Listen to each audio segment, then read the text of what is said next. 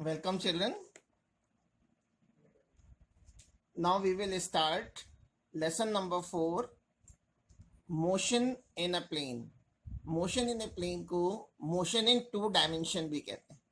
तो motion in a plane में 3 parts हैं. इसमें फर्स्ट पार्ट है वेक्टर एनालिसिस, सेकंड पार्ट है प्रोजेक्टाइल मोशन और थर्ड पार्ट है uniform circular motion. Uniform circular motion को यूसीएम भी बोल देते हैं. तो आज फर्स्ट लेक्चर में हम लोग वेक्टर एनालिसिस का कुछ पार्ट पढ़ेंगे. तो फर्स्ट पार्ट हम लोग देख रहे हैं vector analysis. Vector analysis lecture के बाद मैं आपको नोट्स भेजूंगा, पीडीएफ भेज दूंगा, उससे आप लोग नोट्स बना लेंगे और वही आपका होमवर्क भी होगा. तो पहला हम लोग पार्ट देखने जा रहे हैं वेक्टर एनालिसिस. इसमें सबसे पहले हमें मालूम होनी चाहिए scalar quantities. Scalar quantities scalar quantities तो उन सभी फिजिकल क्वांटिटीज को जिसमें केवल मैग्नीट्यूड होता है, डायरेक्शन नहीं होता. All those physical quantities which has only magnitude and no direction are called scalar quantities. यानी स्केलर क्वांटिटीज वो क्वांटिटीज होंगी जिसका केवल मैग्नीट्यूड हो. मैग्नीट्यूड से मतलब है वैल्यू. जैसे अगर मैं कह रहा हूं कि किसी बॉडी ने डिस्टेंस 5 मीटर कवर की है, तो जो 5 है वो मैग्नीट्यूड हो गया. जो वैल्यू होगी उसी को हम लोग मैग्नीट्यूड बोलते हैं. तो all those physical quantities which is only magnitude. तो यहाँ वैल्यू वर्ड नहीं बार बार लिखेंगे, हम लोग मैग्नीट्यूड वर्ड यूज करेंगे. Only magnitude and no direction are called scalar quantities. तो स्केलर क्वांटिटीज में क्या क्या आ जाएंगे इसके एग्जाम्पल में? एक तो डिस्टेंस है, मास है, स्पीड हो गया, फिर वर्क है, एनर्जी, पावर. ये सभी स्केलर क्वांटिटीज हैं. इन सभी फिजिकल क्वांटिटीज को बताने के लिए डायरेक्शन की जरूरत नहीं होती. यानी scalar quantities require no direction, only magnitude is required. तो all those physical quantities which required only magnitude and no direction are called scalar quantities. अब सेकेंड टाइप की जो फिजिकल क्वांटिटीज होती हैं वो वेक्टर क्वांटिटीज होती हैं. वेक्टर क्वांटिटीज को केवल वेक्टर भी बोल देते हैं. वेक्टर क्वांटिटीज और वेक्टर. तो वेक्टर क्वांटिटीज क्या होंगी? जिसमें मैग्नीट्यूड भी हो यानी वैल्यू भी हो और साथ में डायरेक्शन भी हो, प्लस डायरेक्शन. तो all those physical quantities which has magnitude as well as direction are called vector quantities. Vector quantities पूरा ना लिखना चाहे तो केवल वेक्टर भी लिख देते हैं. केवल वेक्टर भी लिख दिया गया है तो भी ठीक है.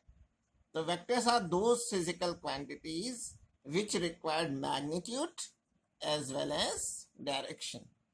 ठीक है. अच्छा, अब इसके कुछ एग्जाम्पल्स हैं वेक्टर क्वांटिटीज की.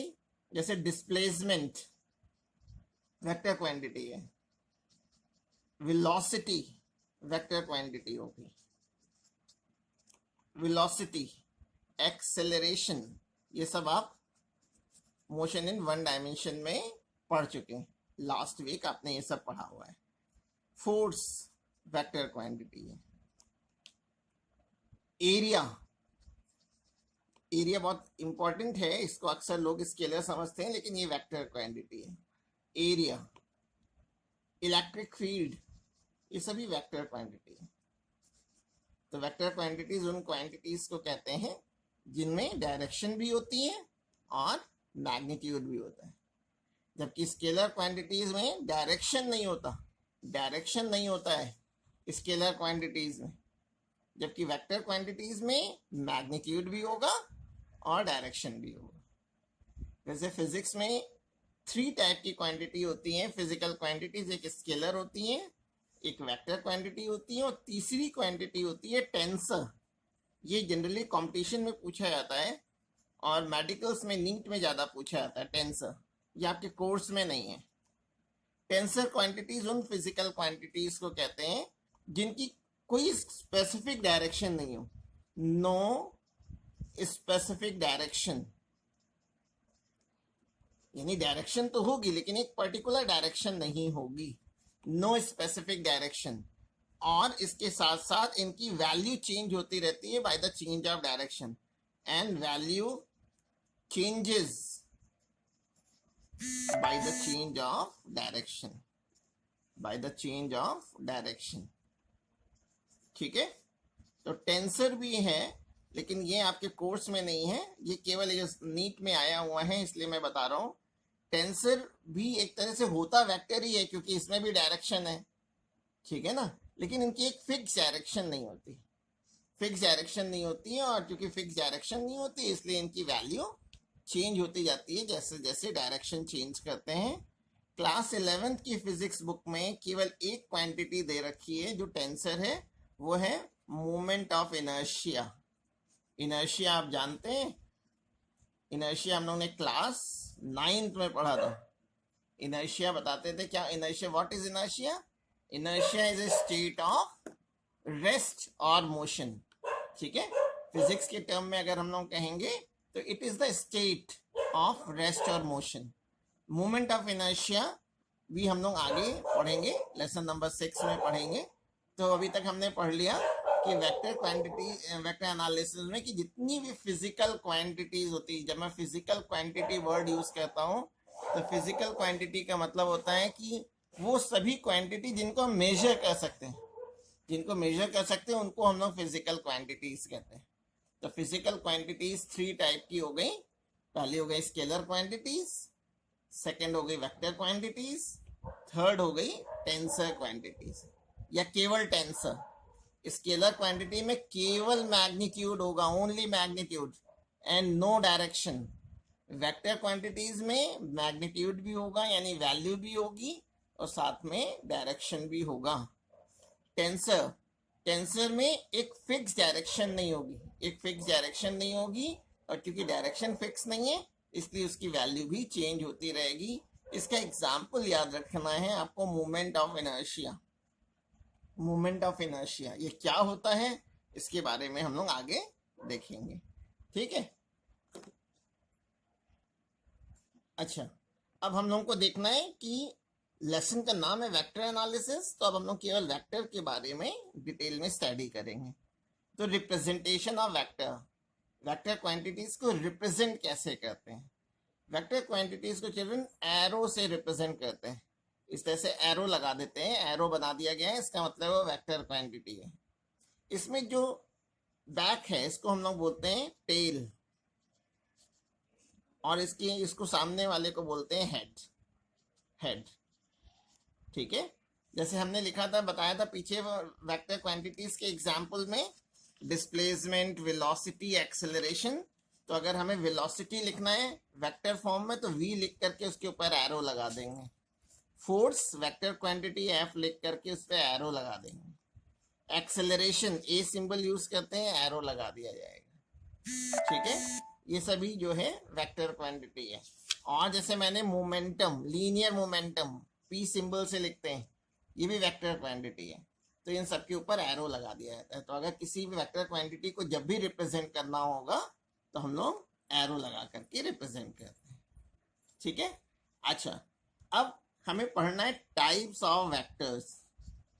टाइप्स ऑफ वेक्टर्स, वेक्टर के टाइप्स देखने हैं।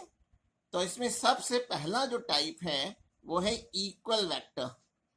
इक्वल वेक्टर,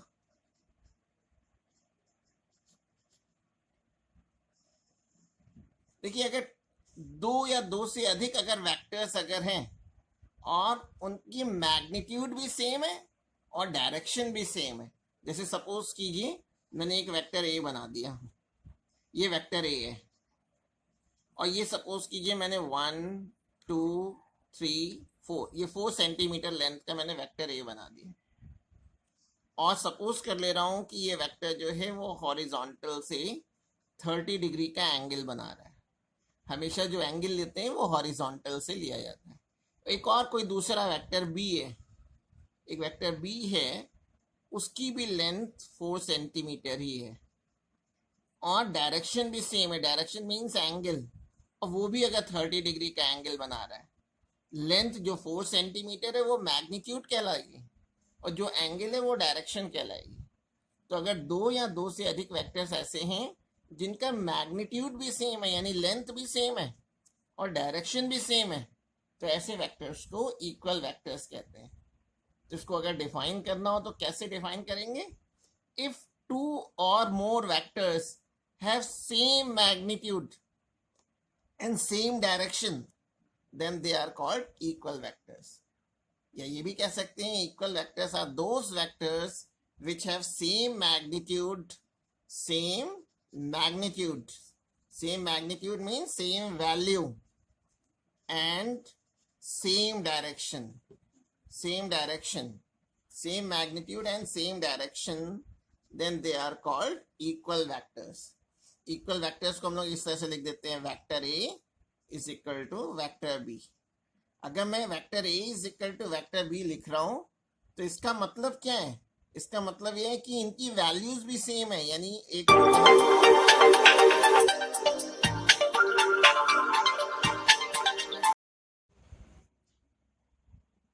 हाँ, तो ये हम लोगों ने चिल्ड्रन फर्स्ट टाइप का जो वेक्टर देखा था वो इक्वल वेक्टर्स देखा था।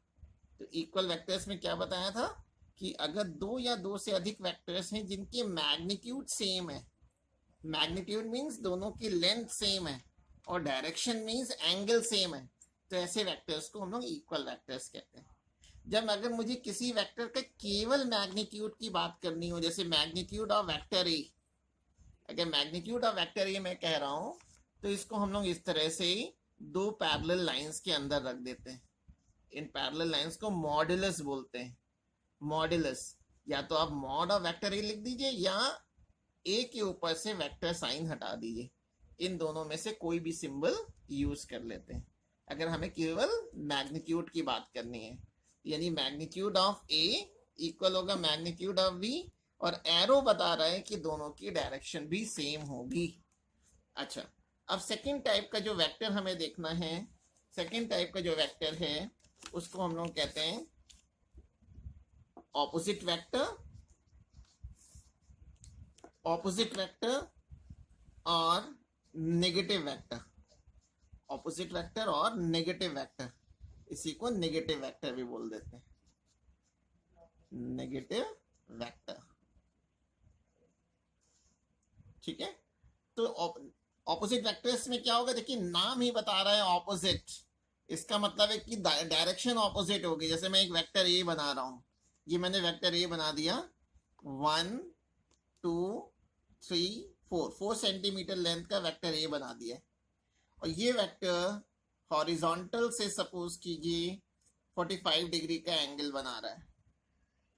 एक और वेक्टर मैं बना दूं जो बिल्कुल इसी के पैरेलल हो, इसी की लेंथ के बराबर भी हो, लेंथ भी सेम हो, यानी 1 2 3 एंड 4, लेकिन डायरेक्शन ऑपोजिट हो। वेक्टर ए अपवर्ड डायरेक्शन में है तो बिल्कुल इसके ऑपोजिट। तो ये अगर 45 डिग्री का एंगल है तो ये वाला जो एंगल हो जाएगा 135 का होगा, 135 डिग्री। ये वेक्टर बी हो गया।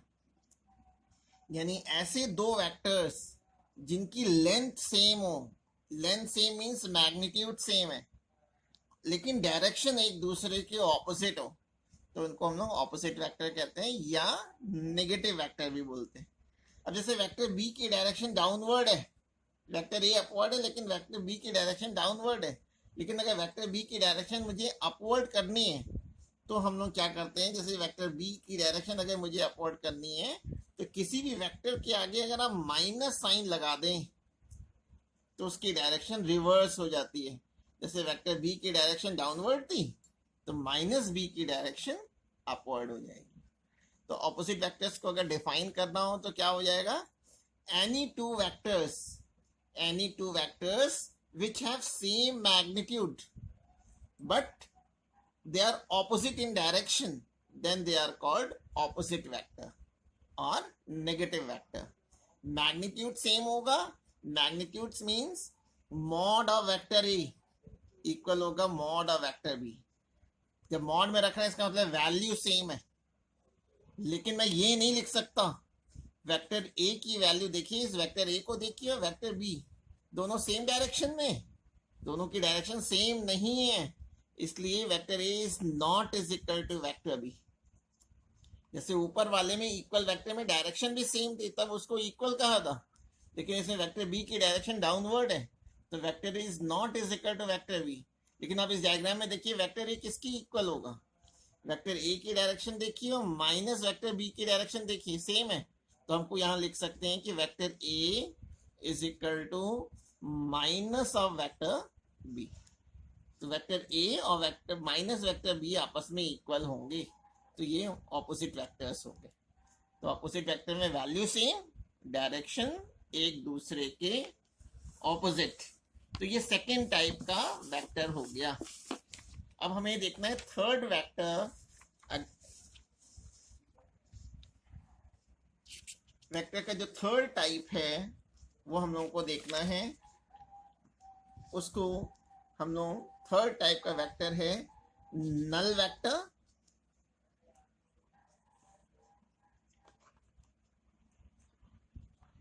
नल वेक्टर और जीरो वेक्टर. नल वेक्टर और zero vector. Zero vector, zero vector को जीरो सिंबल से रिप्रेजेंट करते हैं, या आप ये भी कह सकते हैं कैपिटल ओ. और वेक्टर है इसलिए एरो तो ऊपर लगाना ही लगाना है. तो नल वेक्टर बेटा क्या होता है? नल वेक्टर चिल्ड्रन उस वेक्टर को कहते हैं जिसका magnitude, any vector which has zero magnitude, magnitude zero होना चाहिए, जीरो जीरो, ये ओ नहीं लिखा है, जीरो लिख रखा है. तो अगर कोई वेक्टर का मैग्नीट्यूड जीरो है और डायरेक्शन कुछ भी हो, कुछ भी यानी एनी डायरेक्शन के लिए, एनी डायरेक्शन, डायरेक्शन होनी चाहिए कुछ भी हो, एनी डायरेक्शन के लिए क्या देते हैं? Arbitrary direction, arbitrary direction. ठीक है. तो any vector which has zero magnitude and no fix direction और arbitrary direction are called, is called a null vector और zero vector. जीरो वेक्टर उस वेक्टर को कहते हैं जिसका मैग्नीट्यूड जीरो, जिसकी वैल्यू जीरो. और जब जीरो है तो डायरेक्शन आप कुछ भी ले लें, ठीक है ना. तो ऐसे वेक्टर को हम लोग नल वेक्टर कहते हैं और जीरो वेक्टर कहते हैं. जीरो वेक्टर का रिप्रेजेंटेशन क्या है? कैपिटल ओ लिख करके उस पर एरो लगा देते हैं. और नल वेक्टर की कुछ खास प्रॉपर्टीज होती हैं. प्रॉपर्टीज, पहली प्रॉपर्टी तो यहां ऊपर लिख चुके हैं कि इट हैज एनी डायरेक्शन, यानी नो फिक्स डायरेक्शन. ये फर्स्ट प्रॉपर्टी होगी, no fix direction. Null vector has no fix direction. तो नल वेक्टर की कोई फिक्स डायरेक्शन नहीं होती, अपनी मर्जी से कुछ भी ले सकते हैं. ठीक है. सेकेंड प्रॉपर्टी है कि जब नल वेक्टर को किसी नॉन जीरो वेक्टर से मल्टीप्लाई करते हैं, नल वेक्टर यानी जीरो वेक्टर को जब किसी ऐसे वेक्टर से मल्टीप्लाई करते हैं जिसकी वैल्यू जीरो नहीं है, तो उसका प्रोडक्ट जीरो आएगा. यानी जीरो से अगर मल्टीप्लाई करते हैं तो जीरो आता है. अब देखिए यहाँ पे मैंने एरो लगा रखा है, नल वेक्टर के ऊपर भी, ए के ऊपर भी वेक्टर पे एरो लगा रखा है, यानी ये दोनों वेक्टर क्वांटिटीज हैं. लेकिन मैंने यहाँ एरो नहीं लगाया है, यानी इन दो वेक्टर्स का प्रोडक्ट निकाल रहे हैं, तो ये एरो नहीं लगा रखा है. इसका मतलब ये कैसा है? स्केलर. स्केलर क्वांटिटीज में डायरेक्शन नहीं होती. तो ओ और ए के बीच में अगर बीच में डॉट लगा मिल जाए, अगर vector O dot vector A कह रहे हैं, तो इस जो रिजल्टेंट क्वांटिटी आएगी, जो राइट हैंड साइड में क्वांटिटी आएगी, वो स्केलर होगी, स्केलर होगी, यानी जीरो वैल्यू हो गई. लेकिन अगर यही वेक्टर ओ और वेक्टर ए के बीच में अगर आप चाहते हैं कि वेक्टर ओ और वेक्टर ए का प्रोडक्ट वेक्टर आए, ये वेक्टर क्वांटिटी है, ये वेक्टर आ सकता है, लेकिन उसके लिए क्या होना चाहिए, इनके बीच में क्रॉस का साइन होगा। ये क्या होता है, इसी को हम लोग वेक्टर में सब पढ़ेंगे कि ये डॉट, दो क्वांटिटीज का प्रोडक्ट निकालते वक्त मैंने डॉट का साइन लगा दिया और दो वेक्टर क्वांटिटीज का प्रोडक्ट निकालते वक्त क्रॉस का लगा दिया। इसको डॉट को इनटू नहीं बोलते, इस क्रॉस को इनटू नहीं बोलते, vector O into vector A नहीं बोलेंगे, vector O cross vector A बोला जाएगा। ठीक है, तो ये 3 मेन प्रॉपर्टीज थी जीरो वेक्टर की। अब फोर्थ टाइप का जो वेक्टर है वो हमें देखना है को इनिशियल वेक्टर। को इनिशियल वेक्टर, देखिए इसके नाम से पता चल रहा है, को वर्ड आया है कॉमन, को मीन्स कॉमन। अगर कोई कई वेक्टर्स हैं बच्चों और उसका इनिशियल पॉइंट कॉमन है, जैसे मैं एक वेक्टर ए बना रहा हूं, एक वेक्टर बी बना दिया, एक वेक्टर सी बना दिया, इन सब का इनिशियल पॉइंट कॉमन है, ये सभी एक कॉमन पॉइंट ओ से स्टार्ट हो रहे हैं, तो ऐसे वेक्टर को हम लोग को इनिशियल वेक्टर्स कहते हैं। Co-initial vectors are those vectors which has common initial point, common initial point। अगर इनिशियल पॉइंट कॉमन है तो ऐसे वेक्टर को हम लोग को इनिशियल वेक्टर कहते हैं, यानी ओरिजिनेट हो रहे हैं कॉमन पॉइंट से। अगर कई वेक्टर्स हैं वो एक ही कॉमन पॉइंट से ओरिजिनेट हो रहे हैं, निकल रहे हैं, तो ऐसे वेक्टर्स को हम लोग को इनिशियल वेक्टर्स कहते हैं। तो इस फिगर में vector A, vector B and vector C are co-initial vectors। क्यों? Because they start from a common initial point। ठीक है, अब बिल्कुल इसका उल्टा, ये सारे एक ही कॉमन पॉइंट से ओरिजिनेट हुए हैं, लेकिन अगर मान लो कई वेक्टर्स हैं जो एक ही कॉमन पॉइंट पे टर्मिनेट हो रहे हो, खत्म हो रहे हो, जैसे ये है, ये वेक्टर बी बनाया, ये वेक्टर सी बना दिया, इनका टर्मिनल पॉइंट, इनका एंड पॉइंट अगर कॉमन है तो ऐसे वेक्टर को हम लोग बोलते हैं को टर्मिनस, को टर्मिनस वेक्टर। तो फिफ्थ टाइप का वेक्टर क्या हो गया, को टर्मिनस, टर्मिनस वेक्टर। को means common, terminus means terminal, and point. अगर कई वेक्टर्स ऐसे हैं जिसका एंड पॉइंट कॉमन है, यानी एक ही कॉमन पॉइंट पे आकर के ये वेक्टर्स खत्म हो रहे हैं, तो ऐसे वेक्टर्स को हम लोग को टर्मिनस वेक्टर कहते हैं। Co-terminus vectors are those vector which terminate at common point.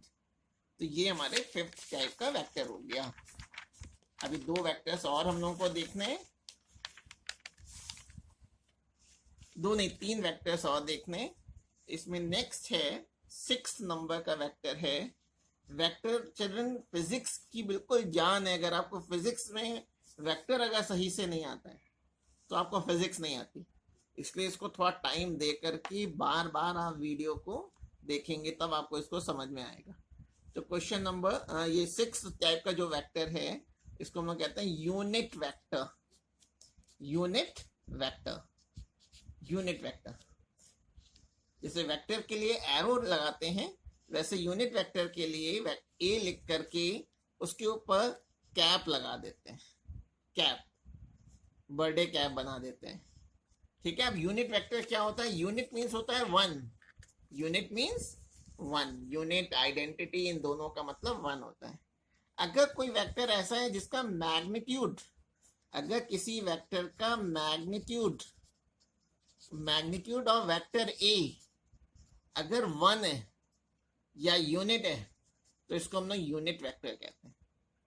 ठीक है, any vector which has magnitude equal to 1 then such vector is called a unit vector. लेकिन यूनिट वेक्टर को डिफाइन करना हो तो हम लोग इस फॉर्मूले से डिफाइन करते हैं। अगर किसी वेक्टर को, किसी वेक्टर क्वांटिटी को उसी के मैग्नीट्यूड से यानी उसी के मॉड से डिवाइड कर दें तो जो ये रिजल्टेंट वेक्टर आएगा उसको हम लोग यूनिट वेक्टर कहते हैं। तो इसको डिफाइन कैसे करेंगे, इस फॉर्मूले से आप डिफाइन करेंगे।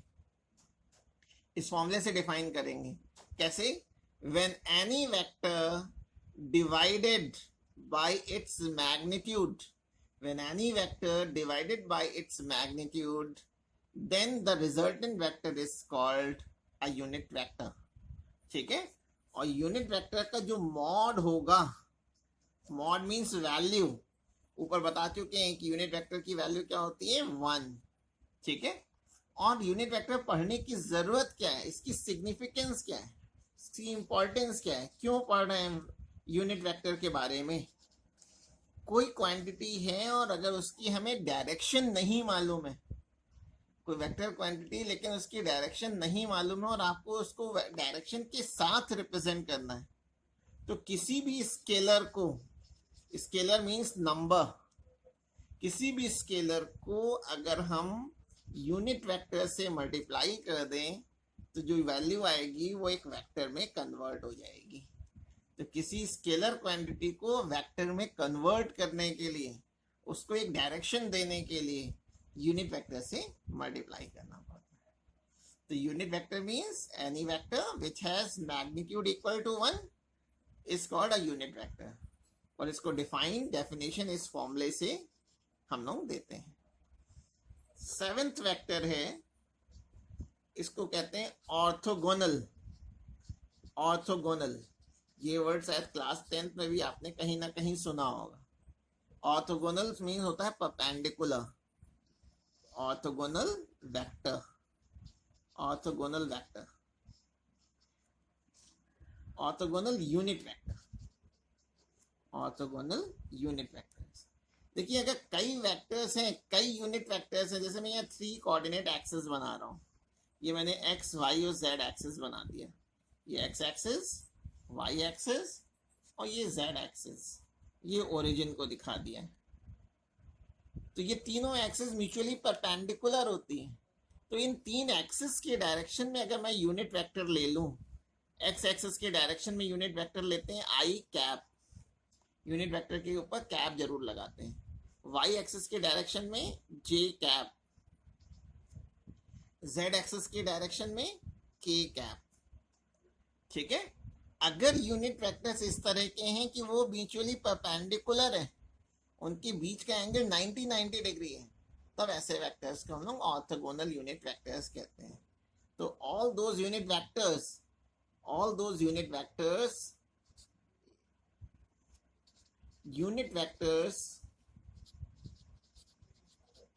which are mutually perpendicular,